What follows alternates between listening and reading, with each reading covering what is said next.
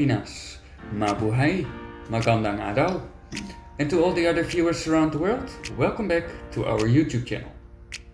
Today we are going to watch a video created by God's Culture, and they are telling that the land of Ophir is the Philippines.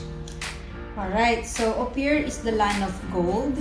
So this video has been requested for a very long time, since last year, by Nenita Haley and by Mark Joseph Delena.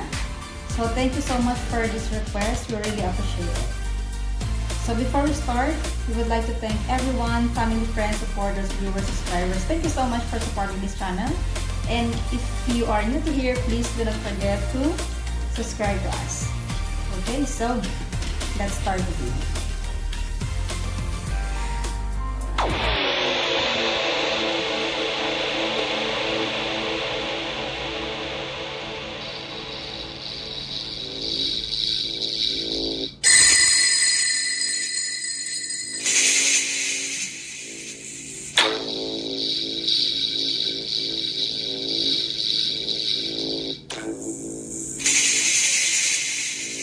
5 things give directions to the lands of gold.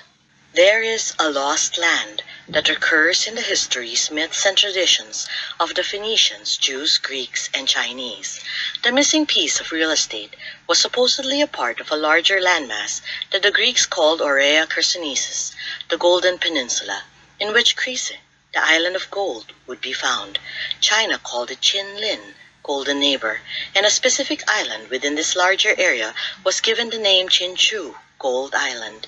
Similarly, India has tales of Suvarnabhumi, where Suvarnadvipa, the island of gold, is located. Jews and Phoenicians call this land by the most ancient name, the lands of Tarshish and Ophir. Direction number 1 comes from the Bible.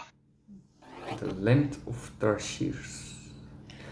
So they are saying the land of where the Tarshish live. Well, I got curious about that also, because Tarshish and Tarshir, the small And they are only be animal able to be from- found in the Philippines. Yes, yeah. So if the Israeli people are saying that, then it is probably the Philippines. The Bible tells us that after the flood, the world was repopulated by Noah's 3 sons, Shem, Ham, and Japheth. Ancient texts, traditions, and maps show that the lands north of the Mediterranean went to Japheth, the continent of Europa. Ham got the southern lands west of the Red Sea, Africa, while Shem got the southern lands to the east, the continent of Asia. Eber, great-grandchild of Shem, son of Noah, was the father of Joktan, the father of Ophir. Ophir and his brothers were given the lands to the east of this southern domain. Now their settlement extended from Mesha as you go toward Sephar, the hill country of the east. Being one of the youngest sons of Joktan, Ophir may have taken southern lands of the far east, at the very ends of the earth. The Bible gives us a location for Ophir at the edge of Southeast Asia. But then scriptures often mention the land of Ophir in connection with the lands of Tarshish, and this gives us further directions. Tarshish was the grandchild of Japheth by his son Javan. Japheth was the son of Noah, who was allotted the northern part, above the Mediterranean Sea. We are told regarding Tarshish and his brothers that from these the coastlands of the nations were separated into their lands, everyone according to his language, according to their families, into their nations. So we know that Tarshish came from somewhere in the northern region, and he must have gone east, since that's where Ophir went, north and east. The Bible also tells us that Tarshish lived in the islands at the very ends of the earth. So we're looking for islands that are at the very end of the earth, where north meets south. These islands would have at least 2 very distinct indigenous people groups, the descendants of Ophir, who lived on the hills and mountains. Who is Tarshish? Tarshish is also the Ophir, I think. And No, they talk about that the Tarshish live in the land of Ophir. But is Tarshish a person in the Bible, or is that now the animal? Because I am a little like, I think because if that stands in the Bible, that lives by Tarshish, yeah, and then Tarshish is not a human or a god or someone from the Bible, but just an animal. no, I'm not sure. As far as I understand, Tarshish is the name before, the name of Ophir before. No, I get they talk confused. about where live Tarshish. Okay. And that is the land where the land is of Ophir. And they That's said, what the woman did say. and they said also that Ophir is located. Ophir went Southeast Asia, and Philippines is Southeast Asia. And that stands in the Bible. Yes, it says there. Yeah, that's what the woman says. Similar to our Itas and the children of Tarshish who settled along the coastlands of the rivers and seas like our Austronesian people. Direction number 2 comes from 2nd century Greece, Ptolemy's world map. Applying geometry and mathematics to the study of Earth's geography, 2nd century Ptolemy used scientific methods to project the sphere of the Earth onto a flat surface, making a world map that listed 8,000 places, including the Aurea Chersonnesus, the Golden Peninsula, where Chryse, Gold Island, could be found. Scholars believe that the area he referred to as the Golden Peninsula is the area we know today as the Malay Peninsula. Number 3. The Periplus of the Erythraean Sea, a guide to navigation and trade in the waters of the Red Sea, Persian Gulf, and Indian Ocean.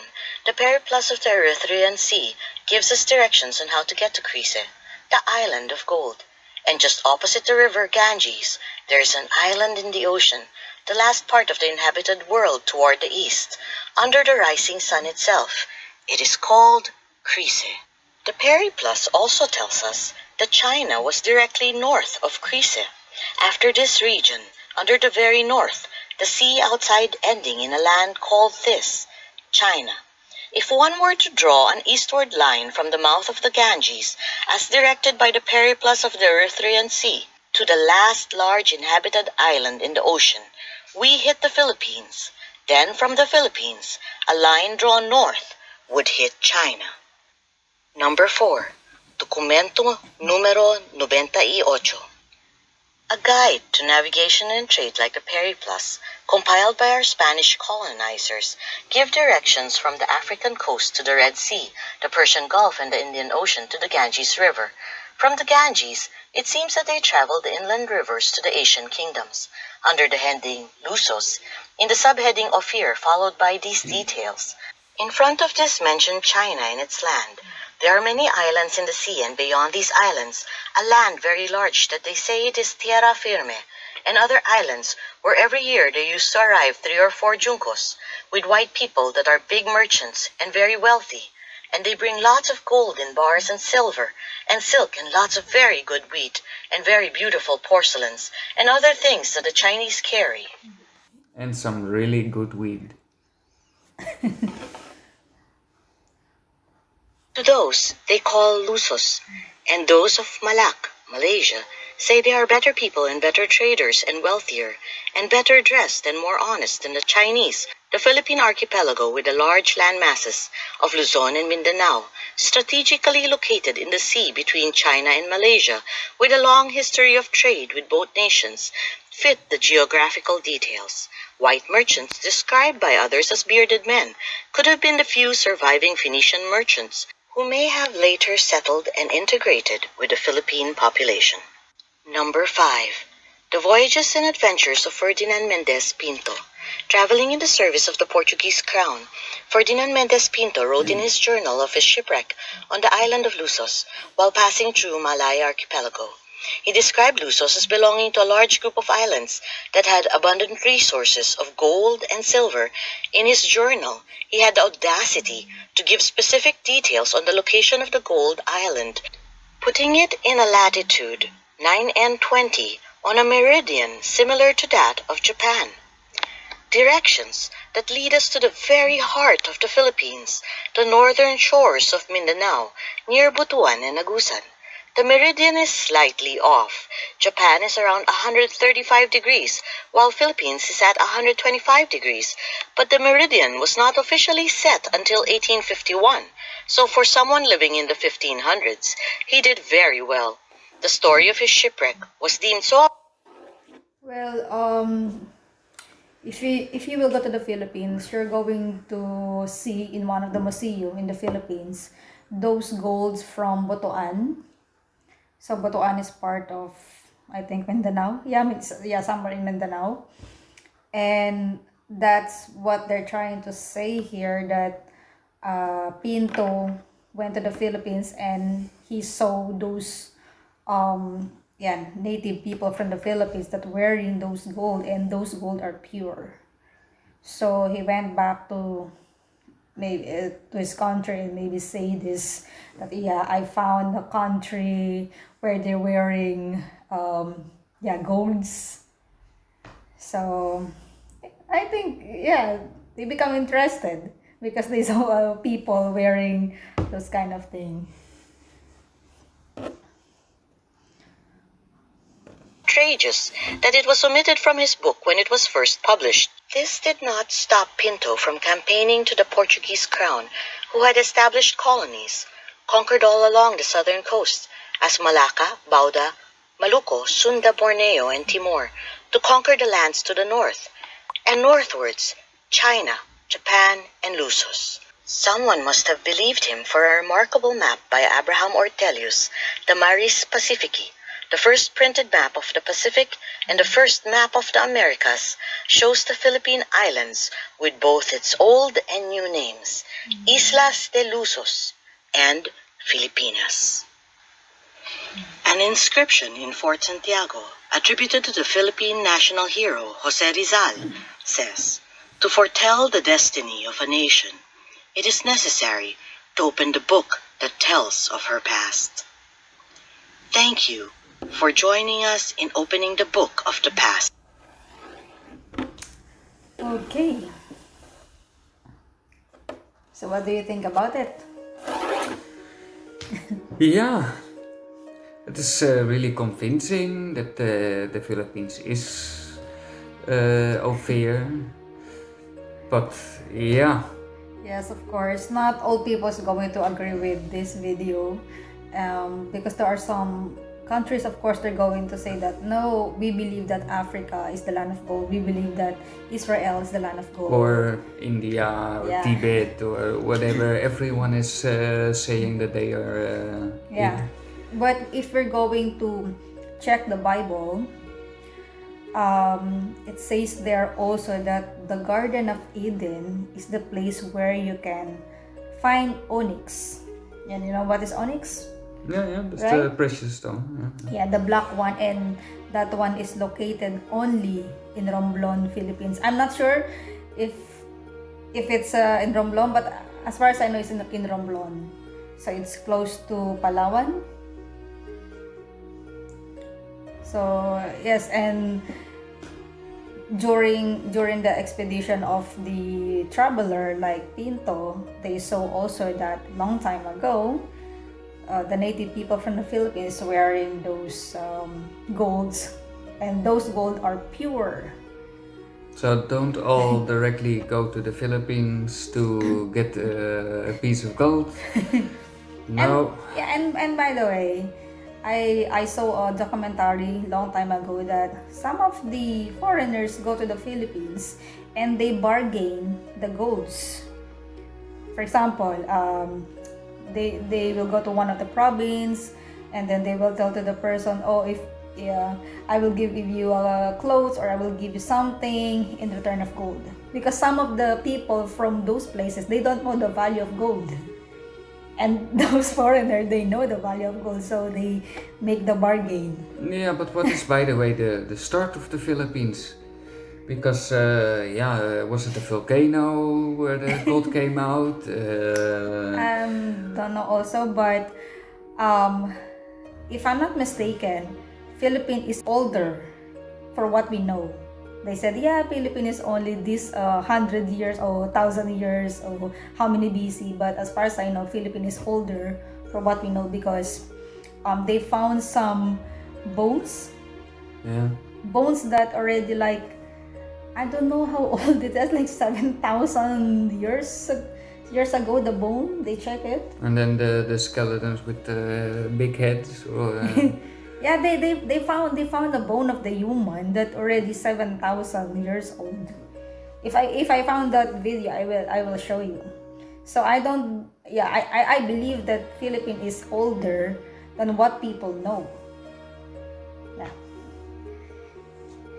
So there's so much history still to discover, and so many things that we will still see.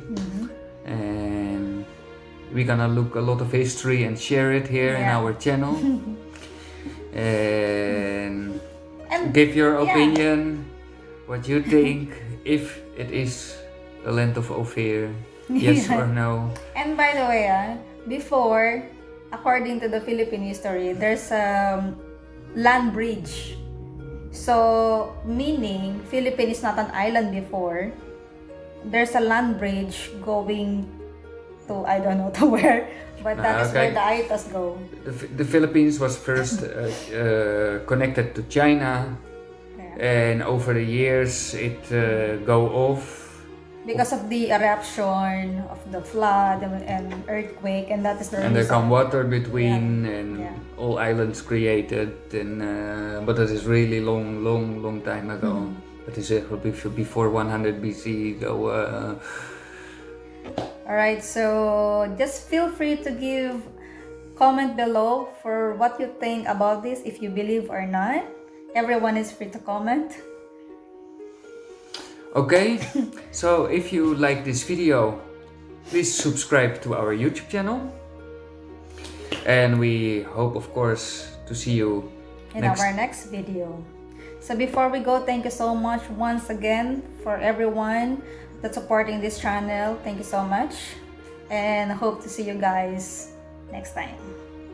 So be safe, be healthy, and God bless to everyone. Okay, bye bye. See you next time.